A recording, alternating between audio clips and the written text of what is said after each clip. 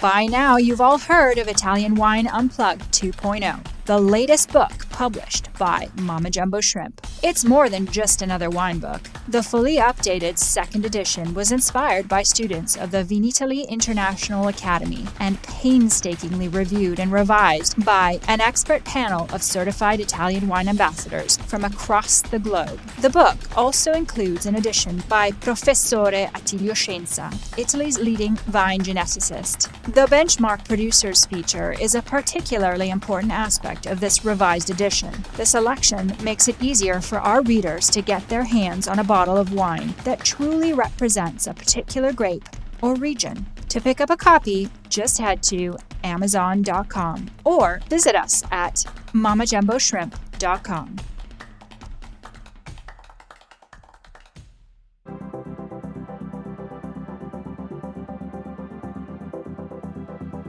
Thanks for tuning in to Get U.S. Market Ready with Italian Wine People on the Italian Wine Podcast. I'm Steve Raye, your host, and this podcast features interviews with the people actually making a difference in the Italian wine market in America, their experiences, challenges, and personal stories. And I'll be adding a practical focus to the conversation based on my 30 years in the business. So if you're interested in not just learning how, but also how else, then this pod is for you.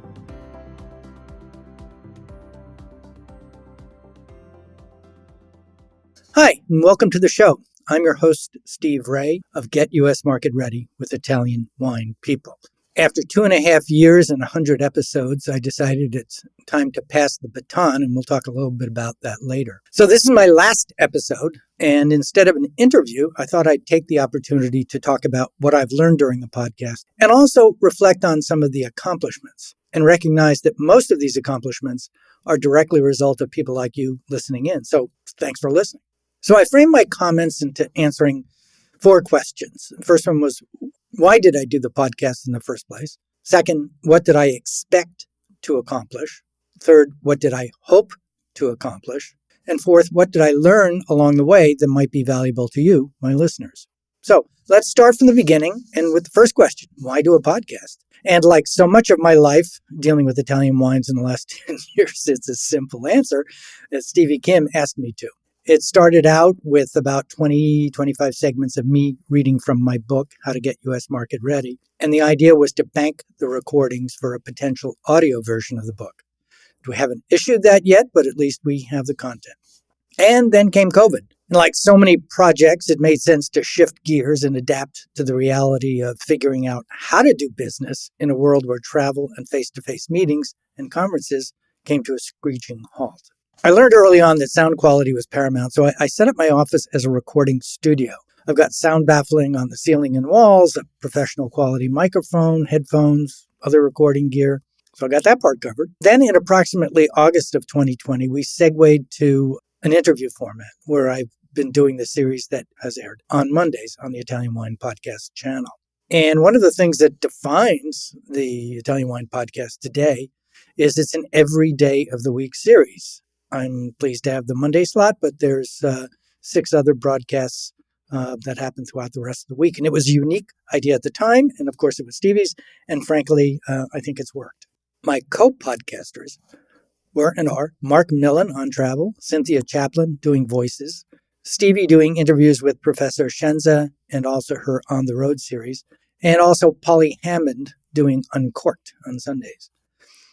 Victoria Checha has replaced Polly with her new show, The Next Generation, interviewing the Gen Z age cohort of 20-ish folks in the Italian wine business, and it's very entertaining and interesting. And starting next Monday, Juliana Colangelo will be launching her new show in this same Monday time slot that you're listening to today, titled Masterclass U.S. Wine Market with Juliana Colangelo, and I wish her the best of luck. And one last point before I leave that subject is I'd like to give a shout out to Joy Livingston, Cynthia Chaplin, and Laika Kaparis, and all the other folks in Verona for joining me on the journey and help making it happen. And happen it did. One other thing I hadn't thought about initially was the sheer reach of podcasting and how it would grow. And let me share with you some of the stats which today blow my mind.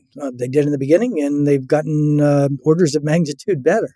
Actually, I gave a presentation on podcasting at the Wine to Wine event in November 2022.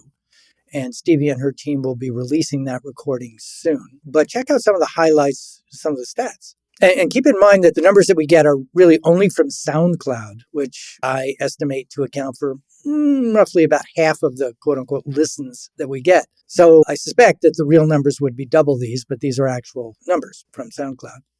Early on, we were named by FeedSpot as one of the top wine podcasts in 2020, and then again in 21, and then again in 2022. Pretty impressive track record of continuity of excellence.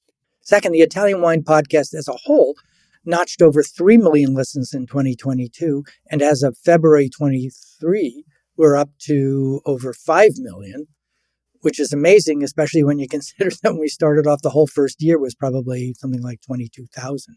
This was after Monty had first started the Italian Wine Podcast, and we've segued into the multiple versions.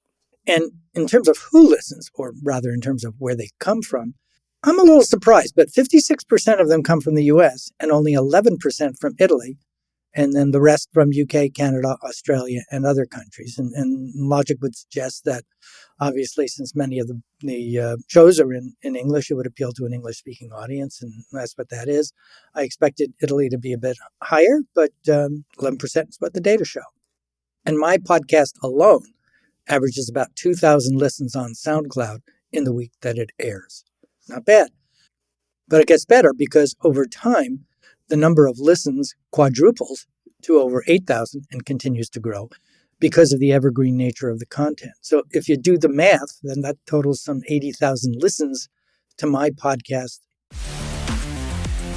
Italian Wine Podcast, brought to you by Mama Jumbo Shrimp.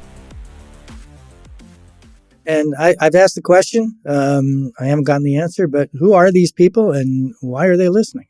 And so if you have that answer, I'd like to hear it. I do hear little bits and pieces anecdotally, but it would be nice to hear from listeners. And we'll talk about that in a little bit. The second question is a little bit harder to remember clearly, and that was, what did I expect to accomplish? So I'll fess up and say I really didn't go through the kind of planning rigor I usually use or usually require of my clients and students. I figured I'd make it up as I went along, and that was really my first mistake. It was a mistake because I had to learn a lot about podcasting, and I was doing that learning in public and effectively on air. Probably not the best decision. So as I progressed, I recognized I had a lot of really valuable information to share with people in the wine and spirits industry. The book, of course, was a good start, but it really only scratched the surface of the variety and complexity of opportunities and challenges for selling international wines in the United States. So instead of me doing a solo, effectively a lecture, I thought I'd have a more interesting show if I could get people with great industry street cred to share their stories, how they learned to do the things they do, and most importantly, how did they learn to create solutions to the problems that they were facing that at the time had no answers. So these were a lot of case histories. Many of you have heard me say that my goal is to help people not make the same mistakes others have made before them again for the first time. And yes, that's an awkward sentence, but it absolutely captures the reality. It just amazes me that people seem to make the same mistakes and often in the same order when trying to launch brands in the US. And so my day job is consulting with them to look for alternative solutions. As I stated in my intro of this show, instead of focusing how, let's be creative and figure out how else and what is right for this particular brand in this particular situation. And so the show began. I reached out to my friends in the industry to start with. And when I ran out of friends, I started adding people whose stories I thought you all would find interesting and stimulating. And collectively, I've interviewed people from all parts of the industry and frankly, all over the world. Importers, distributors, retailers, on-premise folks, HoReCa, consortii, wine writers, bloggers, brand ambassadors. And the third question I asked was a step beyond what I expected to accomplish. And I asked, what did I hope to accomplish? And that's a bit trickier because it touches on much greater complexity than just content or facts or opinions or getting people to tell me their stories.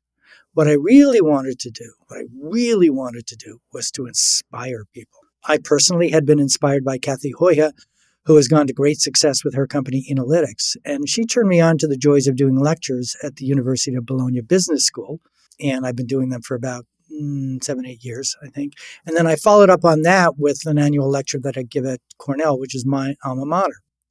And here's a fun fact you might not know, the origin of the term alma mater. It literally comes from alma mater studiorum, which of course is Latin, and translates as nurturing mother of studies, that the University of Bologna adopted as their motto, and is reflected in the school's role as responsible for the education of young students. And if you ever get a chance to go to Bologna, I'd absolutely recommend that you visit the school itself, or the main undergraduate facility, which is in downtown Bologna. And the business school is way up on the hill on a former Catholic bishop's palazzo, which is a pretty amazing place as well. And that story about alma mater reminds me of a related funny story. I was once speaking with a colleague who attended Cambridge University, and he mentioned it was one of the oldest universities in the world, founded in 1209, I believe. My response was, well, I lecture at the actual oldest university in the Western world, qualify that, University of Bologna, which dates back to 1088. Well, I guess you had to be there to find it funny. I thought it was funny at the time, and we both laughed. So back to the subject at hand. My wife, who's a teacher, had taught me that if just one or maybe even two students in any given class get it, the spark, the motivation of an idea or a new way of thinking, then you've been successful as a teacher. And one of the joys I get from my lectures at Bologna and Cornell is having a continuing relationship with the students who got it. So back to what we were talking about. The hoped-for accomplishment, as I said, call it a goal, was to inspire people through podcasting, as I seem to have done through those lectures. And I can't tell you how much I feel like a rock star. I know that's pushing it, but still I do. When I'm in Italy, at Vin Italy, or Wine to Wine, or any of the conferences I've been to, and trips to Chianti and Prosecco and Sicilia and all over Italy. And also all the different lectures and seminars and so forth that I've given in the U.S. and all over the world. So when people come up to me and say things like, I feel like I know you, I hear your voice every week, or you have a really interesting way of asking questions, or even better, it made me think. And that's what I get the real joy out of. I had hoped for that, and I truly believe I've accomplished that. So that brings me to the last question. What did I learn along the way? And I'll start with the practical learnings, which might be of interest to those of you considering doing podcasting going forward, and I guess to people who listen to them. Preparation pays dividends. I mean, that's true of life, not just podcasting. It always does. It always will. Always did. I never do an interview cold. I always do my homework before. In this case, pretty much all 100 of them, I would do a pre-interview from which I would develop an outline. And I found that helps create an interview that has kind of a narrative arc, a beginning, a middle, and an end, and tells a story, which is really what conversation is all about. Second, and probably the most important one, is a good editor can make the episode. So a shout out to Joy Livingston on Stevie's staff in Verona for staying with me this whole time and doing 100 of mine and about 600 or 800 of everybody else's. Back to the list of learnings. People react better to humor than hubris. And what that's really resulted in is me changing the way I speak. Those of you who have heard me speak in public or on webinars can get the sense that I'm from New York, so I'm a bit aggressive and speak probably too rapidly to people where English is not their first language.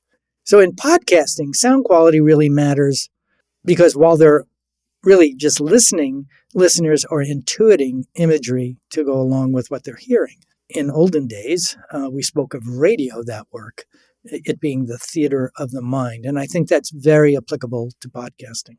It was also a great way to share lessons learned from my consulting gigs.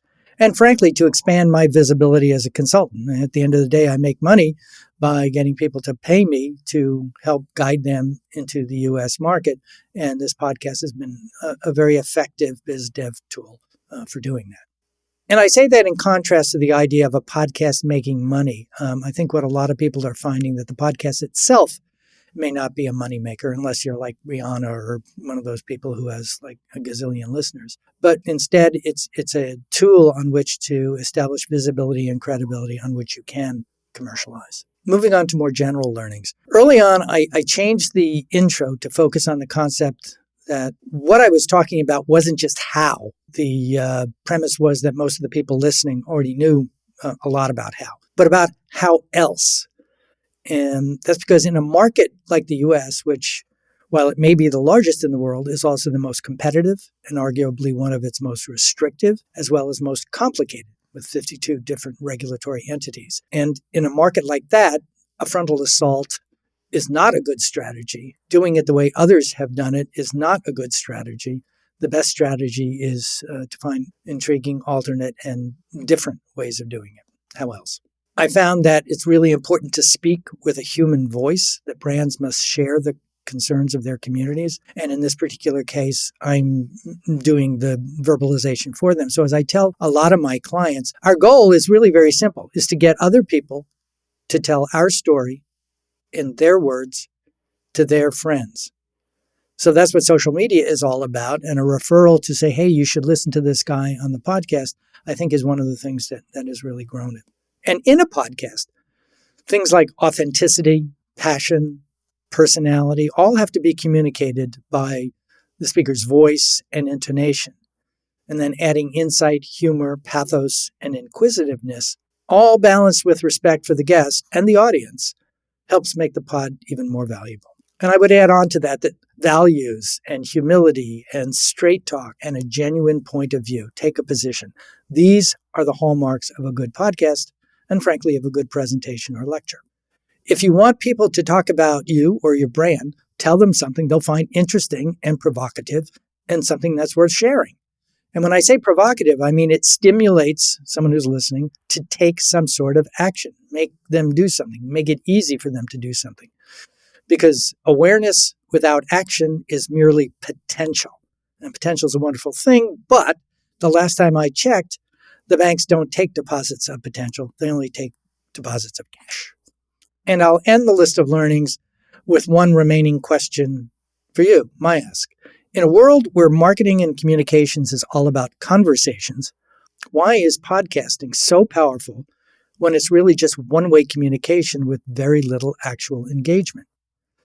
That's a question that continues to puzzle me. I've done all the research on podcasting. I've seen it all, and nobody's really answered it effectively. And if you have thoughts on that, I'd really like to hear from you. So reach out to me at steve@bevologyinc.com. That's steve@bevologyinc.com. So there you have it. I want to thank all of you for listening, individually and collectively, both here, now, and to any of the podcasts in this series that may be, as they say, asynchronous from when they were aired. And thanks for the feedback, the goodwill, and yes, criticism. As many of you who know me know, I'm a firm believer in the theory that good enough isn't, and I'll still be working on my podcasting skills long after I've stopped doing podcasting. And last, a thanks to Stevie and the whole team in Verona. This isn't goodbye, it's truly arrivederci, Verona. I'll see you soon.